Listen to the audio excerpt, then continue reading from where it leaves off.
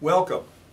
What I'd like to do today is talk about the politics in the field of educational administration and its implications for effective leadership.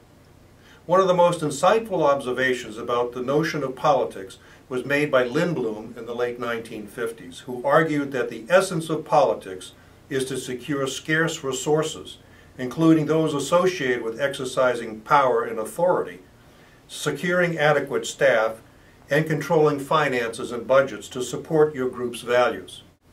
Werton-Kirst also observed that the policy-making process is becoming increasingly politicized due to how state and local governments relate to their school system. New definitions of the purpose of schooling, multiple claims on resources, demands that schools be responsive to interest groups and support their values, have heightened politics surrounding education. In addition, scholars view organizations, including schools, as miniature political systems, giving rise to concepts of micropolitics, in which staff, administrators, and parents strive to influence policy processes that determine how scarce resources are distributed. In retrospect, one of the greatest stumbling blocks to securing adequate financial support for education has been the notion that education and politics don't mix. This political myth was born about 100 years ago, still persists, and in large measure undermines the ability of educators to secure adequate resources for schools and districts. During the late 19th and early 20th centuries, local control, decentralized ward-based school committee systems, and school board elections enabled politicians to gain control of decision-making processes and treated schools as part of the political spoils system. Municipal corruption was widespread, and it was not uncommon for principal positions and teacher and janitorial jobs, as well as school service contracts, to be regarded as political favors. At the turn of the 20th century, about 1900, progressive reformers, including university presidents, superintendents, business and professional elites, led a movement to free public schools from partisan politics and create the best system of education to serve the common good. The watchwords for reform became centralization, expertise, professionalism, non-political control, and efficiency. As a consequence, school boards became smaller, elections were conducted at large and in off-election years to free them from political party influence. In addition, administration was centralized under the superintendent, which effectively cut through the inefficient maze of school board subcommittee control. Although some historians believe that this progressive movement in public education reflected broader efforts by community-oriented citizens to curb the influence of corrupt politicians, others viewed it as an attempt by WASP elites to curb growing power of lower and lower middle-class citizens, many of whom were recent immigrants. In theory, educators benefited by having schools viewed as a unique function in society. They received adequate funding in exchange for staying out of politics, gained higher social status, salaries, and professional control. In practice, however, when state-level finances became tight, educators who were not politically skilled fared less well than others. Although progressives put public schools on a steady state 100 years ago, reforms launched during the last 3 decades highlight the political nature of education. Werton-Kirst suggests that this reflects a continuing tension between the community's need for good schools and leadership and their desire to have their political will carried out.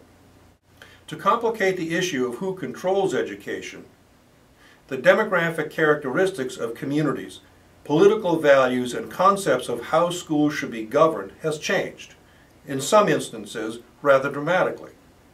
Political tensions that are adding to the turbulence in public education emerge from a wide array of contested issues, including parent control, taxpayer and financial reform, racial minorities and desegregation, students and their rights, state and federal authority, political forces outside the locality, including political partisans, interest groups, Supreme Court decisions, and new ideas about learning and teaching.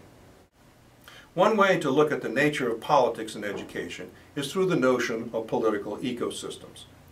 Systems thinking, ecosystem models, and force field analysis techniques not only provide frameworks for analyzing complex external environments in which organizations are embedded, but also provide tools needed by leaders to identify political interest groups, manage relationships among allies and enemies, as well as negotiate compacts, accords, and alliances. In sum, the notion of an ecosystem reflects a real set of relationships among forces present in the environment. Let's look at several ecosystem levels. First, let's talk about society as an ecosystem. The dynamic relationship among multinational corporations, governments, and societal interests have created a turbulent and high-stakes education environment. With regard to public policy ecosystems, everyone believes that good schools are important in that they enable children to acquire knowledge and skills needed for their future success, but also help build human capital essential for national well-being.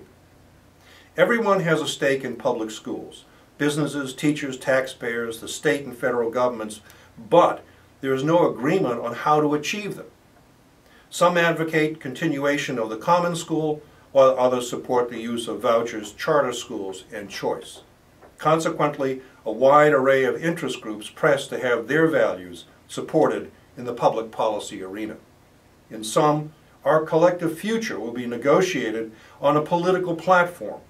This requires that education leaders have an acuity to play in this arena. We know that organizations are political arenas.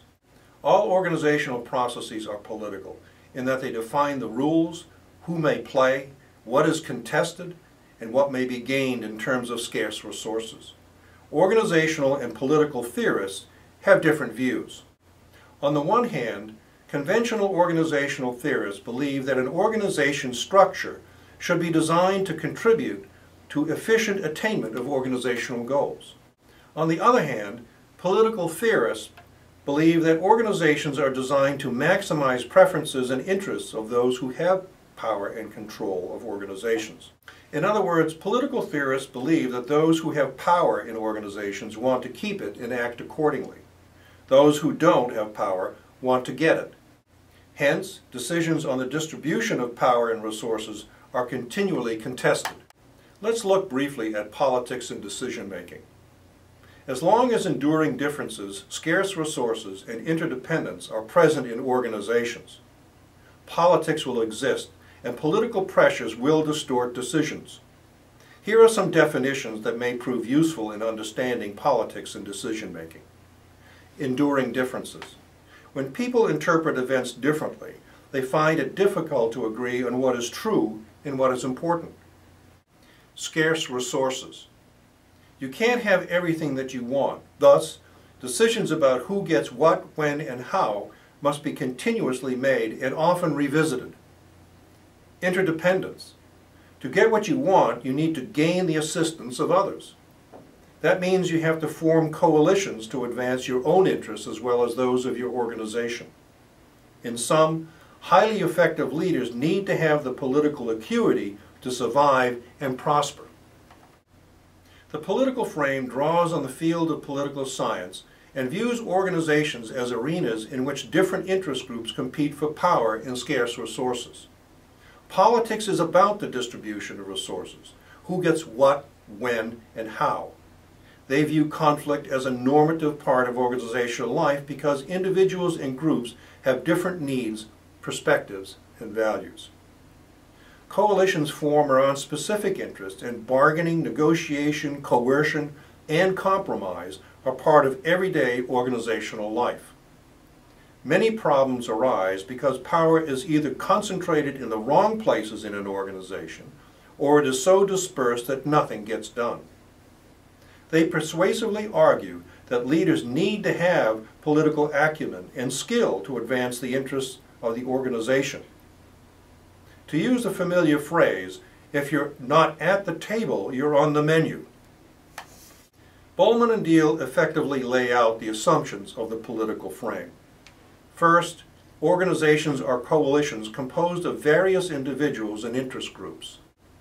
Second, There are enduring differences among individuals and groups with respect to their values, preferences, beliefs, information, and perceptions of reality that change slowly, if at all.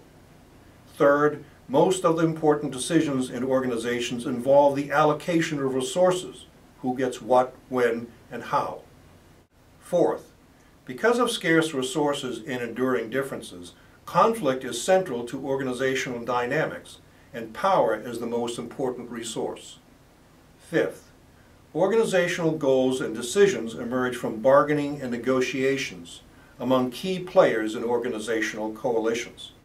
I'd like to note that coalitions are central to developing a power base, and the notion that you can get more by acting as a group than as an individual is an important concept. The terms of macro and micro politics refer to different levels of political activity. We know that in general, the term politics refers to decisions about the allocation of goods in society or an organization. Again, who gets what, when, and how. The terms macro and micro politics refer to two broad dimensions of the politics of education. They involve conflictual as well as cooperative processes, including the pursuit of individual and group interests, the exercise of power and influence, engaging in strategic interaction, and understanding how values and ideologies may influence decisions and alliances. Macropolitics refers to the relationship between an organization and its external environment. An example of this in education is the school district's involvement with local, state, and federal government education agencies, as well as interactions with private organizations such as foundations, social service and health agencies, as well as institutions of higher education. Scholars concur that interaction among these organizations and agencies may influence politics surrounding national, state, and local educational reform, as well as to adoption and implementation processes. Micropolitics, on the other hand, is associated with activities within the organization. Beginning in the early 1990s, policy studies in education focused on reform implementation processes. For example, Boyd observes that the most influential policymakers are those who actually implement legislation and are often referred to as street-level bureaucrats. These individuals may reshape or even resist the intentions of policies promulgated by school boards, state boards of education, state legislatures, and Congress. Thus, the study of micropolitics in schools and districts is a way to understand why there is a difference between what is intended by policies and the reality of implementation. Mawhinney refers to this as the implementation gap of education reform. In addition, Blaze and Blaze have persuasively argued that micropolitics is a critical aspect of many organizational structures and processes, and often constitutes the central mechanism through which major organizational outcomes related to school change and reform are produced. They argue that an organization's political processes involve both formal and informal dimensions of its political culture. In this regard, political culture may influence school outcomes, including student-teacher relations, teaching practices, test scores, decision-making processes, and other events. The degree to which political processes and political culture account for a given outcome may vary from one school to another, and over time may vary within the same school. The notion of the influence of micropolitics on educational reform is key to understanding why things change and others remain the same. Micropolitical processes and structures reflect a school or district office's political culture and account for both stability and change in school settings. To many scholars, it's evident that some political forces may work to maintain the status quo, while others serve the interests of change and reform. In most instances, externally imposed education reform initiatives must contend with existing internal political cultures that either protect the school's status quo or advance change. Blaze notes that during periods of externally imposed educational reform, change dynamics including ambiguity, uncertainty, and conflict tend to increase the level and the intensity of political interaction within the school or district office. As the intensity of political interaction increases and new micro-political processes and structures emerge, they become more visible. A key concept of the political frame is conflict. However, it's viewed differently by theorists in the structural, human relations, and political frames. For example, in the structural frame, organizations are guided by goals and policies set at the top by managers and emphasize social control and norms of rationality. Conflict is viewed as a problem and that interferes with the accomplishment of organizational purposes. A hierarchy of authority is employed to resolve conflict, and bosses tend to say, if there's a problem here, you're it. In the human resource frame, conflict is a mismatch between the needs of people and the organization, and considerable importance is placed on leaders managing interpersonal and group dynamics. Thus, conflict in the human resource frame is viewed as an organizational illness that must be healed. The political frame is quite different. It views conflict as a natural and inevitable condition that emerges from differences among individuals and group interests. The political frame allows real issues to emerge and values the ability to confront conflict directly. Conflict is not viewed as a problem or a sign that something's wrong. Political theorists argue that suppressing real issues will cause them to appear in other forms and make them more difficult to identify and thus more difficult to resolve. In sum, conflict is inevitable, so we have to learn how to work with it. Scholars provide insight into the importance of conflict in the political frame. For example, they believe that conflict will usually emerge under conditions of scarcity and appear at the boundaries between different groups, horizontally between departments, vertically between levels of an organization, and culturally between different groups that have distinct values, beliefs, and lifestyles. They also note that the focus of the political frame is not on resolving conflict, but on developing strategies and tactics needed to manage it. In addition, they believe that conflict serves as a vehicle for changing the status quo. It heightens interest levels, stimulates creativity and innovation, and is the basis of personal, social, and organizational change. However, they also agree that too much or too little conflict is viewed as problematic.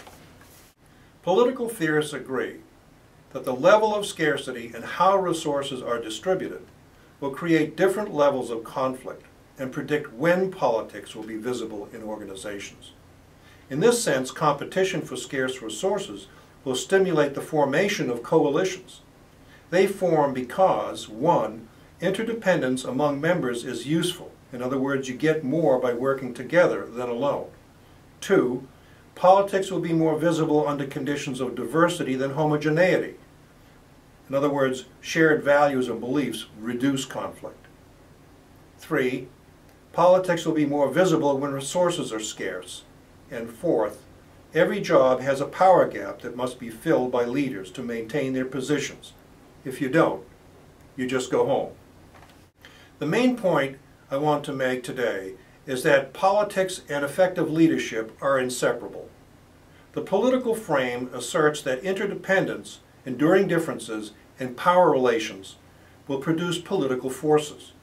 You can't eliminate politics, but you can learn to understand and manage political processes. As Mick Jagger said, you can't always get what you want, and if you try, sometimes you might just get what you need. What I'd like you to do now is review key concepts and briefly discuss the notion of the apolitical myth and reflect on its impact on education during the last several decades. Then, I'd like you to apply what you've learned. Use the notion of scarce resources in conflict to analyze events in your organization and examine how leaders have responded. Use the assumptions of the political frame to discuss how you would provide leadership in your organization under conditions of resource scarcity. I hope this brief overview of the political frame will prove helpful.